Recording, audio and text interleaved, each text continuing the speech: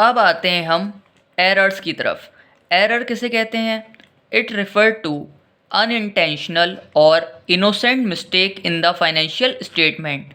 Unintentional का मतलब होता है कोई गलती से कोई चीज़ हुई हो, बिना जानबूझ के, कि तुमने जानबूझ के नहीं करा, क्या हुआ है, गलती से हुआ है, अनइंटेंशनली कोई मिस्टेक हुई हो जो फाइनेंशियल स्टेटमेंट्स में हुई हो, क्या कहलाएंगी? एरर। कोई ऐसी मिस्टेक जो तुमने जानबूझ के नहीं करी और फाइनेंशियल स्टेटमेंट्स में हुई हैं। मैथमेटिकल हो सकती हैं, मिस्टेक हो सकती हैं जो एप्लीकेशन ऑफ अकाउंट्स में तुमने कर दी, जो हम कहते हैं उनको एएस। एएस माने accounting standards. Oversight of facts at the time of preparation of balance sheet. कभी कहा बैलेंस शीट बनाने के टाइम पे, अब बना तो इंसान ही रहा है, उससे गलती तो होगी, तो बैलेंस शीट बनाने के टाइम पे कुछ ओवरसाइट ऑफ फैक्ट्स हो जाते हैं, कुछ सोचते हुए गलत लिख दिया या कुछ गलत लिख गया, तो इन चीज़ों की वजह से क्या हो जाते हैं, कुछ एरर्स हो जाते हैं। अब आते हैं हम कितने टाइप्स के एरर्स हैं हमारे सिलेबस में। तो टाइप्स ऑफ एरर्स पे हम बात करते हैं।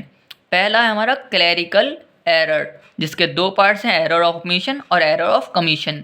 अब इसको हम लोग चारों को ही पहले बाकायदा अच्छे से पढ़ना स्टार्ट करते हैं। पहले पे आते हैं हमारा क्या है, clerical error.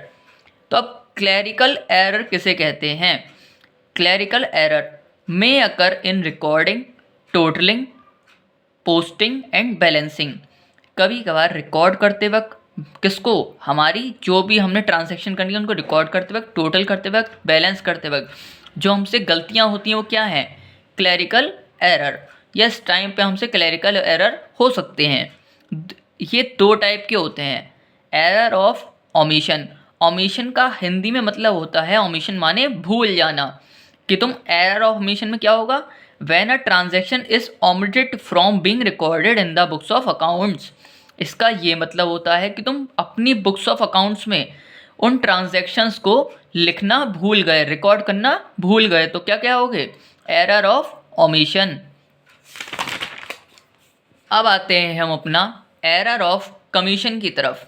Error of commission होता क्या है, when transaction is wrongly recorded, जहाँ हमारी जो ट्रांजैक्शन है वो हमसे रॉन्गली रिपोर्टेड हो गई है। अब आते हैं रिकॉर्डेड विद रॉन्ग अमाउंट, या तो 5,000 लिखना था, हम 500 लिख बैठे हैं, या पोस्टिंग ऑन रॉन्ग साइड, गलत जगह लिख बैठे हैं, हमें डेबिट में डालना था, क्रेडिट में लिख दिया। Posting on wrong account, sales book में लिखना था, हमने परचेज बुक में लिख दिया। अब आते हैं second one, error of principles.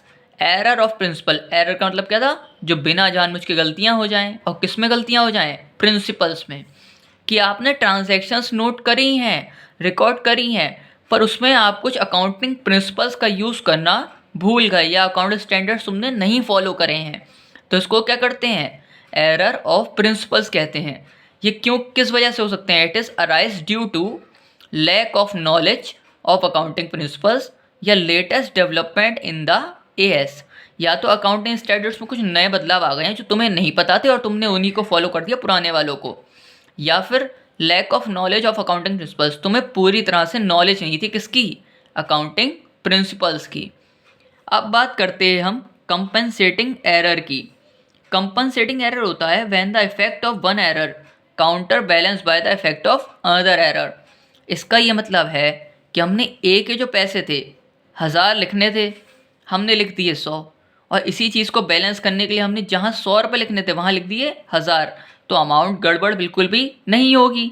एक गलती की वजह से हमने दूसरी में भी गलती कर दी ताकि वो क्या हो जाए, बैलेंस हो जाए। ठीक है, होप आप लोगों को समझ में आया होगा कंपेंसेटिंग एरर। अब आते हैं हम एरर ऑफ डुप्लीकेशन। नाम से ही क्लियर है क्या हो रहा होगा, डुप्लीकेट, कि हम एक ट्रांजैक्शन को किसी एक बुक में 2 बार रिकॉर्ड कर चुके हैं, तो कौन सा एरर आता है, एरर ऑफ डुप्लीकेशन, जो बच्चों से पेपर में बहुत बार हो जाता है। होप आपको यहाँ तक समझ में आया होगा।